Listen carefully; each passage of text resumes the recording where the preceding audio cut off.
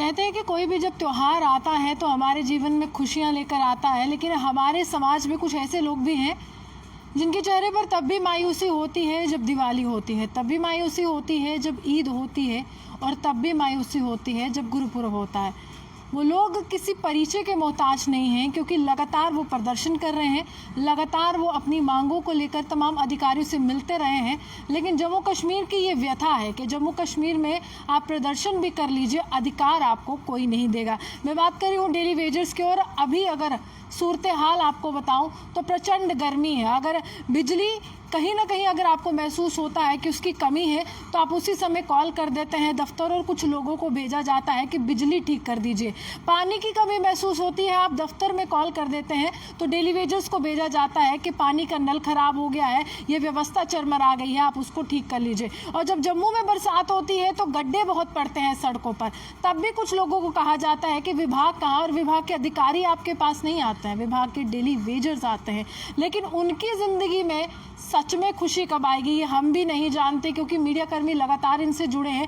लेकिन अधिकारी हो या फिर प्रशासनिक अधिकारी हो या उपराज्यपाल हो, उम्मीद की किरण हर कोई बांध रहा था, लेकिन अभी वो धरातल पर सही साबित नहीं हुई है। ये कुछ लोग मेरे साथ हैं, अलग अलग विभाग से हैं। अगर सड़कों की बात की जाए तो PWD विभाग का नाम आता है, पानी की बात की जाए तो PHE विभाग का नाम आता है, और साथ ही साथ बिजली की जाए तो PDD विभाग का आता है। तो सबसे पहले PDD विभाग से जुड़े कुछ लोग हैं मेरे साथ, इनसे जानते हैं।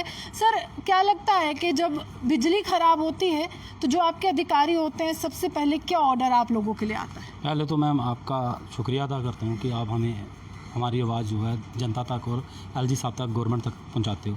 जब भी पावर कहीं भी ख़राब होगी सबसे पहले कैजुअल लेबर ही वहाँ पहुँचता है। ऑफिसर को फ़ोन बाद में आता है, पहले कैजुअल लेबर को, क्योंकि ग्राउंड लेवल ग्राउंड से यही जुड़ा हुआ है। ग्राउंड पे यही लोग काम कर रहे हैं, ना ही हमारे ऑफिसरों ने करना है, ना ही JE ने करना है, ना ही चीफ इंजीनियर ने करना है। काम यही लोग कर रहे हैं, लेकिन काम के बदले इनको मौत मिलती है, जहाँ इनकी बाजू कट जाती है, जहाँ टांगें कट जाती है। उस टाइम कोई डिपार्टमेंट का कोई आम नागरिक इनको पूछता नहीं। काम लेना हो, चाहे वो पब्लिक हो, चाहे वो हमारे ऑफिसर हो, उस टाइम इनको इज्जत दी जाती है। लाइनमैन पोल पे चढ़ते हैं, लाइनमैन पोल पे चढ़ते हैं, उस समय तो आपको अधिकारी कह देते हैं ये ऑर्डर आया है, इस इलाके में चले जाइए, बिजली की करंट वहाँ पर नहीं आ रही, बिजली नहीं हो रही है, और लोग हमारी को कहीं ना कहीं सवाल उठाएंगे, आप चले जाइए। लेकिन जब आपके किसी साथी की मौत हो जाती, कितने अधिकारी आपके घर आते हैं, मुआवजे की बात करते हैं? मैम, हमें जो हमारी डेजिनेशन है, बहुत बड़ी डेजिनेशन है, हमें लोग प्यार से लाइनमैन कहते हैं। जब हम पोल पे चढ़ते हैं, पोल पे मर जाते हैं, उस टाइम कोई उतारने के लिए ना ही आला अफसर आता है, ना ही लोग साथ देते हैं, क्योंकि वो पोल पे ही होता है, वहाँ ही मर जाता है। आधा घंटा 1.5 घंटा ऊपर रहने के बावजूद हमारे ही कैजुअल लेबर उसको नीचे उतारते हैं। उसके बाद प्रदर्शन किए जाते हैं, उनकी फैमिली के लोग, गांव के लोग, जहां सिटी में कहीं भी एक्सीडेंट हो, हमारी जो यूनियन के लोग हैं, हमारे डिपार्टमेंट के लोग हैं, डायरेक्टली कोई नहीं आता, आपको बिल्कुल शव को सड़कों पर रखना पड़ता है और प्रदर्शन करना। जी मैम, ये प्रदर्शन करना पड़ता है। जब तक हम प्रदर्शन नहीं करेंगे कुछ नहीं मिलेगा। जो जिस साथी का बेचारे का प्रदर्शन नहीं होता है, उसको तो सिर्फ वही 50,000 रुपया, जैसे 200 इनसे लिया, 200 उनसे लिया, डिपार्टमेंट से पैसे इकट्ठे किए तो वो दे दिए, बाकी कुछ नहीं मिलता उनको। उसके बल्कि उसको जो 225 रुपया मिलता है, जब वो मर जाता है, उसकी बीबी, बच्चे या बूढ़े माँ बाप पीछे रह जाते हैं, तो वो 750 भी काटा जाता है, उसको वो भी नहीं दिया जाता। और इतना डिपार्टमेंट को, ये तो मैं कहता हूँ नक्लेसियत शेम की बात है कि उनके बच्चे कैसे गुजारा करते होंगे, उनकी फैमिली कैसे गुजारा करते होंगे, क्योंकि सबके, जैसे हमारे मेरा भाई अगर कोई काम कर रहा है, या मेरे पापा सर्विस कर रहे हैं, या किसी दूसरे के, लेकिन जो पेंशन लग जाती है, जो बंदा इसी 750 पे होगा, जब वो मर जाएगा तो उसकी बीवी और बच्चों की क्या हालत होगी। कहने को सरकारी नौकरी, कहते सरकारी नौकरी है। मैंने पहले ही आपको कहा, हमें इज्जत से बहुत अच्छा लगता है जब लोग हमें लाइनमैन जी कहते हैं। डिपार्टमेंट की बारी आती है, वो हमें नीड बेस कहते हैं। लेकिन जब लोगों में जाएं, वहाँ नीड बेस, लेकिन हम जो लगे हैं गवर्नमेंट ऑर्डर तहत लगे हुए हैं, जैसे लोग लगते हैं, SRO हमारा 381 है PDD का, उसके तहत लगते आए हैं, रेगुलर भी होते आए हैं, और रेगुलर भी इन्होंने किए हैं। 2009 में भी हमारे कुछ साथी रेगुलर हुए।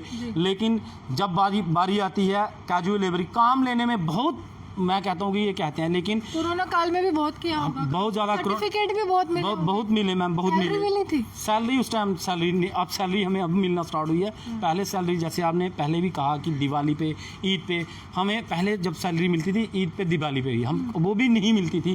त्यौहार हमें कई बार ऐसे मनाने पड़ते थे। तो इस बार जो पिछले थोड़े दिन पहले हमने एजिटेशन 42 दिन की थी, उस टाइम हमने जब हमें गवर्नर साहब से मिलाया गया, एलजी साहब से, तो तब हमने वही दिवाली अपने घर में मनाई है। लेकिन जितनी भी पहले दिवाली हुई है वो हमने रोडों पे भी मनाई है, लेकिन वो भी दिवाली घर में मनाने के बेहतर हम बाहर ही मनाते। इन्होंने हमें उस टाइम वादा कर दिया कि हम डीडीसी इलेक्शन ख़त्म होते ही 15 दिन के अंदर अंदर आपको रेगुलर किया जाएगा।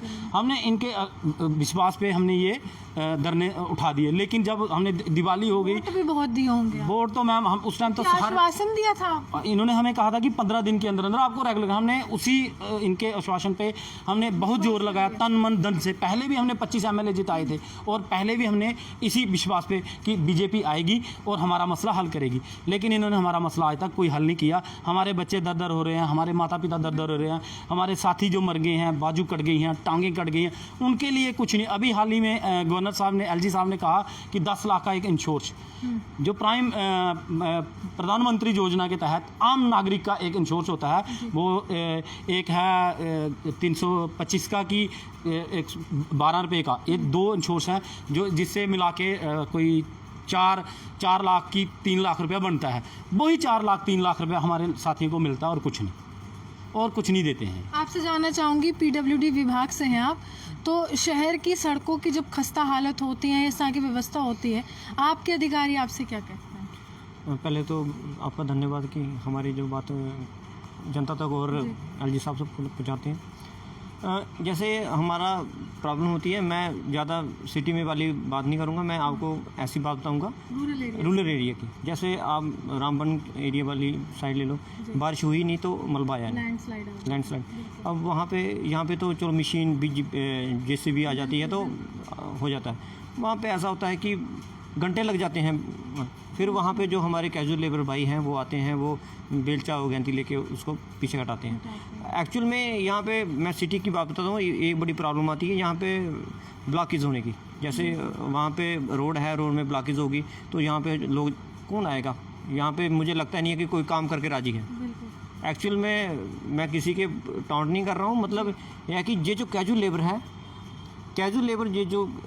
है, ये वो लोग हैं जो काम करते हैं, ज़मीन से जुड़े हुए आप कह सकते हैं। और कहीं ना कहीं एक मजबूत ढांचा, एक व्यवस्था चलाने की जो जिम्मेदारी अधिकारियों पर होती है, वो जिम्मेदारी आप पर डाल देते हैं। मैं आपको, मेरे साथी बोल रहे थे कि हमें बड़ी रिस्पेक्ट मिलती है, लाइनमैन बोलते हैं। मैं आपको एक चीज़ बताता हूँ, जिस भी एरिया में हमारे लोग काम करते हैं वहाँ पे वो कहते हैं कि ये PWD का बंदा है, ये काम करेगा, ये रोड प्रॉब्लम आ गई उसको बुलाओ। हालांकि उसको 1 साल हो गया तनख्वाह मिले हुए, ठीक है, एक चीज़। और दुनिया की नज़र में ये भी सरकारी एम्प्लॉई है, और उसमें जैसे BPL है, वो भी BPL में नहीं आएगा। वो ऐसे, मतलब कोई ऐसी स्कीम नहीं है गवर्नमेंट की जो इसको मिलती होगी। क्यों? क्योंकि एम्प्लॉई है। हम सोचते हैं कि किस तरह के एम्प्लॉई हम, ना तो हमें वो वाला बेनिफिट मिलते हैं और ना वो वाले, ना हमें तनख्वाह मिलती है टाइम पे। अभी भी 15-15 महीने की सैलरी हमारी पेंडिंग है, और जो ऐसा करते हैं ये फाइनेंशियल ईयर ही हमें तनख्वाह देते हैं। अभी तक हमें इस साल की 3 महीने की तनख्वाह मिली है, बाकी सारी पेंडिंग है। अब मुझे पे रक्षाबंधन पे इतने फ़ोन आते हैं, हमें इतने परेशान हो जाते हैं हम कि हम कैसे ये त्यौहार कैसे निभाएंगे, कैसे चलाएंगे। सर आप कौन से विभाग से हैं? जी मैं स्टेट डिपार्टमेंट से हूँ। अच्छा आप स्टेट से हैं। चलिए, ये वो विभाग है जो नेताओं को सेवा करने के लिए पूरी तरह से, जिसका गठन किया गया था कि नेताओं के लिए घर होते हैं, आप जानते हैं, सरकारी क्वार्टर्स होते हैं, तो ये लोग उनमें काम करते हैं। अब उनकी किस्मत तो आपने बदल दी, सुख सुविधाएं दे दी, आपको कितनी मिली हैं? मैम हमें तो 25 साल से हमें लारे मिले हैं, बस इन्होंने मिनिस्टरों ने लारे दिए। हम VIP कोठी में काम करते हैं सारा। किसके साथ आपने काम? हाँ मैम, जितने VIP है ना गवर्नर तक लेके सारों के साथ हमने मिनिस्टरों के साथ ड्यूटियाँ की हुई है। सारे हमारे जितने भी मुलाजिम है ना, 100 को 25-30 मुलाजिम है, सारे हम VIP कोठियों में काम करते हैं। सफाई कर्मचारी हैं, कोई पंपरेटर है, कोई बिजली वाला, कोई कोई प्लम्बर है, सारे मतलब सारे सेवा दे रहे हैं। जब भी ये बुलाते हैं, रात दिन जब भी हम बुलाते हैं हम जाते हैं, और डे नाइट ड्यूटी हम करते हैं। हमें 25-25 साल से बस लारे लगाए इन्होंने सरकारों ने, हम आज काम करेंगे आपका कल हो जाएगा। जिन नेताओं से आप काम करते थे, आपको बुलाते थे, आपने कहा प्लम्बर है, माली है, तो कभी समय तो बहुत होता है, वो आपके सामने ही होते हैं, बात करने की कोशिश की है कि हमारी भी परेशानी जान लो? मैम हमने बड़ी बार बोला इनको, जहाँ मेरी ड्यूटी है, मेरी याद साहब की कोठी में ड्यूटी है गुलाम नबी याद के घर में, और हम जय साहब को बोलते हैं, जब भी बोलते हैं इनको मिनिस्टरों को बोलते हैं हाँ बेटा करेंगे करेंगे, लारे लगाते अभी हैं। भी आज़ाद साहब के घर में? हाँ जी सर, अभी भी मेरी ड्यूटी उधर ही पनामा चौक में। हम जब भी बोलते हैं इनको भी हमें परमानेंट कर दो, बोलते हैं हम चल रही है आपकी बात चल रही, 60,000 मुलाजिम का मसला है, जनरल मसला है, जनरल मसले में आपका काम होगा, हम अकेले को नहीं कर सकते। उसमें हम भी चुप कर जाते, क्या करें, कितना हम तो परेशान हो गए हैं, हमें बच्चों की फीसें नहीं दे रहे हैं, इतना परेशान है, स्कूल से फ़ोन आते हैं हमें फीसें दे दो, कहाँ से देंगे हम, 225 में कैसे करेंगे गुजारा, और 25-25 साल हमें हो गए। हमारी जो विधवा वाले तो ये भी बोलते होंगे इतने बड़े बड़े लीडर्स के घर में काम करते हो, आपको क्या कमी है? मैम हमें तो शर्म आती है इस बात की भी हम इतने लीडरों के घरों में काम करके भी हम बेकार हो गए हैं। बेकार इसलिए हो गए हैं, लोग बड़ी हमें शोभा देते हैं, बोर्ड जो मिनिस्टर की कोठी में पहुंच बहुत है। हाँ पहुँच बहुत है, और पहुँच की वजह में क्या 700 में क्या घर चलता है, 700 में नेताओं की जब टेन्योर खत्म हो जाता है, इनकी तो पेंशन्स भी लाखों में होती है। हाँ जी, वो तो इनकी होती है, पर हमारे को कुछ नहीं ना मिल रहा है मैम। हमें सिर्फ हमें काम ही लिया जा रहा है, 25-25 साल से हम 225 पे काम कर रहे हैं, और 700 तो सैलरी कुछ भी नहीं है, इस पे हम गुजारा नहीं कर रहे हैं। हम यही इनको बोलते हैं 25-25 साल हमें हो गया, हमें परमानेंट का आर्डर मिले, और परमानेंट जल्दी 60,000 मुलाजिम जो जल्दी से जल्दी परमानेंट करें, और हमारे भी जो बच्चे पीछे हैं हम भी बच्चों को अच्छी तरह कोई सुविधा दे सकें, और स्कूलों में फीसें दे सकें, और हमारी भी जो बच्चे हैं घर में वो अच्छी तरह, हम घर में जाते हैं हमारे बच्चे क्या बोलेंगे, हमें कुछ नहीं बोलते, और बोलते हैं ये तो मुश्किल है इनको बड़ी, ये क्या बोलेंगे आगे। हमें तो रोना आता है इस बात पे। तो बच्चे कहते हैं कि पापा ये क्या परेशानी हो गई कि इतने साल आपने इस नौकरी में दे दिए, तो इतने साल आप यहीं पर रहेंगे, आगे नहीं बढ़ेंगे? जी हम क्या करें, आप तो मजबूर इतने हम रोने के लिए तैयार हैं, और 25-25 साल से इनको खुद सोचना चाहिए, इनको हमारे को परमानेंट करना चाहिए। और हम घर में जाते हैं क्या लेके जाते हैं, मुंह अपना क्या दिखाएंगे बच्चों को, बच्चे भी चुप कर देते हैं, उनको पता है पापा हमारे 225 रुपये दिहाड़ी ले रहे, क्या देंगे हमें। पापा को जो बच्चे होंगे वो भी कहते होंगे आपके पापा तो बहुत अच्छी जगह काम करते हैं। मैडम वो तो ठीक है, पर मैं यही बोलता हूँ हमें परमानेंट जल्दी से जल्दी किया जाए। हमारे को बहुत परेशानी, हम मरने के लिए तैयार हो गए, हम मरे तो मरे कैसे, हम ना मरने के लिए बचे हैं ना ये तो बात होगी स्टेट डिपार्टमेंट की, लेकिन जैसे इन्होंने कहा, और हम भी जानते हैं कि घोषणा पत्र में जब आपके लिए आता है भाजपा की तरफ से, कितनी उम्मीद थी उस समय आपको कि ये डीडीसी का चुनाव एक ऐसा चुनाव है जिसका गृह मंत्री ने भी सदन में जिक्र किया कि हमने बड़ा सफलतापूर्वक ये चुनाव कर दिया। और उस घोषणा पत्र में अगर मीडिया कर्मियों की बात करूं तो हम ढूंढ रहे थे कि आखिरकार क्या मुद्दे हो, तो सबसे बड़ा वही था। तो आपको कितनी किरण लगी कि उस समय कि हमें ये पक्का करने वाले? जी मैम हमें तो बहुत खुशी हुई थी इस टाइम पे भी, हमें हम परमानेंट किया जाएगा। जैसे 17,050 रुपये 17,550 रुपये जो शायद इन्होंने मिनिमम एक्स किया हुआ है, वो उस पर भी खरे नहीं उतरे हैं। इनको चाहिए कम से कम हमें वो तो दे दें, 17-18 हज़ार रुपये तो मिले, हमारा घर तो चले। हाँ कम से कम ये हमारा घर तो चलना चाहिए। हमें तो इन्होंने लारे लगाए, जो भी ऑर्डर आता है दिल्ली से, एप्लीमेंट इधर होता ही नहीं है जम्मू में, पता नहीं क्या करते क्या नहीं करते। ये बोलते जी नहीं ये फेक हो गया, ये हो गया, झूठा लारे लगा के अभी तक हमें 25-25 साल से खज्जली किया इन्होंने। जितनी सरकारें आई हमें खज्जली की है, बीजेपी वालों पे बहुत हमें उम्मीद थी, पर इन्होंने हमें खज्जली की है। चलिए साफ तौर पर इनसे बात करते हैं। और पानी की व्यवस्था ये लोग चलाते हैं और कहते हैं कि पानी के बिना जीवन सफल नहीं है, तो इनके बिना आपका भी जीवन सफल नहीं है, क्योंकि ये डेली वेजर्स हैं, ये पीएचई विभाग से काम करते हैं, और जब भी पानी की समस्या गर्मी में आती है इन्हीं को भेजते हैं। चेहरे याद होंगे आपके घर में, कोई ना कोई तो इनमें से आया होगा पानी का काम करने के लिए। कितना मुश्किल हो रहा है आपके लिए, क्योंकि आप लोगों के लिए बखान भी किए गए, ये भी कहा गया, यहाँ तक कि प्राइवेट सेक्टर के लिए भी प्रधानमंत्री ने कोविड के टाइम में कहा कि सैलरी मत काटिएगा। हर एक व्यक्ति को कहा कि जो बंदा आपके पास काम कर रहा है, जो व्यक्ति काम कर रहा है, उसकी सैलरी नहीं काटिएगा, आप निकालिएगा नहीं। लेकिन सरकारी विभाग में जब आपके साथ गलत होगा तो किसको गुहार लगाएंगे? आपने ठीक बोला, जब कोविड-19 का टाइम आया, सरकार ने 50 लाख रुपए भेजा सैनिटाइज़र के लिए और सारे किट के लिए। पीएचई डिपार्टमेंट के भी बात करेंगे हम। पीएचई डिपार्टमेंट जम्मू सूबे में आप कहीं भी पता कर सकते हैं मीडिया के माध्यम से, कहीं भी किसी सेक्शन के लड़के के पास जाकर आपको सैनिटाइज़र मिला गया? नहीं मिला गया। वो 50 लाख रुपए कहाँ गया? ये तो हमने भी पूछा कई बार चीफ इंजीनियर साहब को, बच्चा 50 लाख रुपए कहाँ गया? जो कोविड-19 के टाइम 50 लाख जम्मू में दिया गया, 50 लाख रुपए कश्मीर में दिया गया। किसी को कोई भी सुविधा नहीं मिली। हमारे लोगों ने कोविड-19 जब जम्मू सीमा पे था, हमारे लोगों ने उधर जाकर काम किया। जो पेशेंट थे, चाहे वो लखनपुर में क्वारंटाइन सेंटर बनाए गए, चाहे हॉस्पिटल में थे, वहाँ हमारे लोग, सफाई कर्मचारी भी हमारे लोग जाते थे, आप सबको पता है। पानी भी, जिम्मेदारी बदल दी थी कोरोना ने उस समय आपकी। बहुत ज़्यादा जिम्मेदारी बदल गई। ऊपर से हमें लोगों को टॉर्चर भी किया गया, लोगों को, कि उधर सप्लाई बड़ी ज़रूरी है। उधर डीसी साहब जा रहे हैं, डीसी साहब ने इंक्वायरी, एलजी साहब जा रहे हैं, लेकिन किसी को भी ना तो किट दी गई। वो 50 लाख रुपये आज भी हम बोलते हैं कि उसको विजिलेंस के थ्रू उसकी पूरी वेरिफिकेशन होनी चाहिए। वो किसको मिला 50 लाख रुपये? वो कहाँ गया? वो बोचर थे, बोचरों में था, जब बिलों में था वो 50 लाख रुपया। 50 लाख मिला नहीं, सैलरी मिली आपको? सैलरी की हम वही तो बात है, सैलरी आपका मेहनताना था वो मिला? वो कहाँ मिला हमें कोविड-19 के टाइम? उस टाइम पे आप कह रहे हो कि हरासमेंट भी बहुत हुई, हर चीज़ हुई, तो अगर आप में से किसी को कोविड हो जाता था तो उसके लिए कोई व्यवस्था की गई थी कि आपको किस तरह से उपचार देना, क्योंकि आप तो लोगों के लिए खड़े थे वहाँ पे? हम वही बात तो आपको बता रहे हैं कि कोविड किसी को ना तो उसके पास पीपी किट मिली मुलाजिम को, ना तो उसको सैनिटाइजर मिलेगा। वही तो बात मैं आपसे कहना कर रहा हूँ कि वो जो गवर्नमेंट हमें फैसिलिटी भेजी थी कि इनको जे जो है सामान चाहिए इनको दिया जाए, लेकिन किसी को कुछ नहीं। लेकिन सेवा पूरी की पूरे वर्कर ने की, उधर जाकर सेंटरों में जाकर, चाहे वो हो जाता तो मर जाता, कुछ नहीं मिलना था। जैसे हमारे लोगों ने बताया आपको, कुछ नहीं मिलता है। और दूसरी बात, जो बीजेपी ने उस टाइम हमारे साथ जो वादा भी किया था, चाहे वो एलजी साहब थे कि डीडीसी इलेक्शन, जो मैनिफेस्टो की बात है, परसों जो हमने सुना कि मनियाल साहब बोल रहे हैं कि जो मैनिफेस्टो है इसमें तो हमारा नाम ही नहीं है। मैनिफेस्टो पे 12 पॉइंट के ऊपर इन्होंने 12वीं जो इनकी लाइन है उसके ऊपर इन्होंने साफ लिखा कि जैसे हमारी इलेक्शन खत्म होगी सबसे पहले इन्हीं का मुद्दा होगा। उसमें एलजी साहब से मुलाकात की गई, जिसमें रविंदर रैना जी थे, जुगल किशोर जी थे, और हम भी गए थे एलजी साहब, हम सभी एक इकट्ठे होकर गए थे। एक डेलीगेशन गया था जिसमें रैना जी थे और जुगल जी थे। उधर यही बात की गई, जैसे भी इलेक्शन खत्म होगी, एलजी साहब ने बोला डीडीसी इलेक्शन खत्म होगी, जैसे सरकार है कि आपको रेगुलराइजेशन पॉलिसी दी जाए। एलजी साहब ने खुद कहा विटनेस के तौर पे तो उधर रैना जी बैठे हैं, रविंदर रैना जी बैठे हैं, जुगल किशोर जी बैठे हैं, जो हमारे साथ गए थे। सबसे ज़्यादा इन्होंने हमारी वकालत उधर जाकर की। हमें समझ नहीं आ रहा है कि सरकार में ए में बैठे हैं नरेंद्र मोदी जी, बी में बैठे हैं मनोज सिन्हा जी, सी में बैठे हैं 25 के 25। सेंटर में किसकी सरकार है? भाजपा।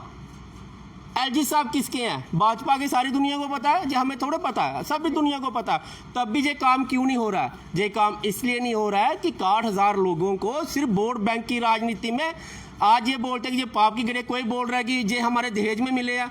आपने दहेज नहीं लेना चाहिए था, आप इलेक्शन नहीं लड़नी चाहिए थी। आप इलेक्शन लड़े तो दहेज मिला, दहेज वाली इसमें कोई बात नहीं। जो इलेक्शन लड़ेगा अपनी फैसिलिटी के सब कुछ है, 5 साल का राज करेंगे, एक बार जीतेंगे, पेंशन लाइफ टाइम की, जहाज की सुविधा लाइफ टाइम की, वीआईपी कल्चर पूरी उम्र में रहेगा जब तक सांसें चलती रहेंगी।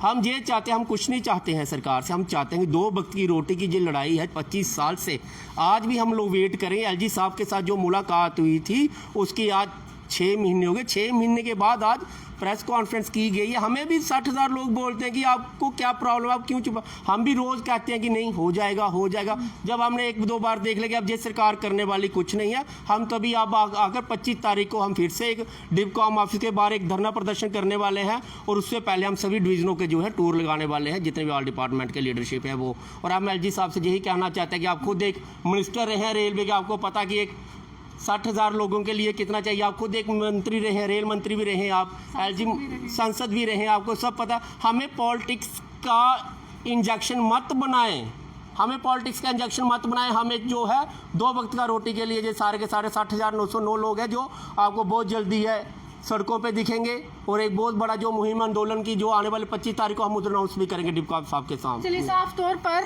एक मुहिम जो है वो अलग रूप लेने वाली है, लेकिन व्यथा है ये जम्मू कश्मीर की कि जिन पर बड़ी जिम्मेदारी लादी जाती थी, जिनको बड़ी जिम्मेदारी दी जाती थी, आज वो चिंतित हैं अपने भविष्य को लेकर। आज वो चिंतित हैं कि हमारे बच्चे खाना कैसे खाएंगे।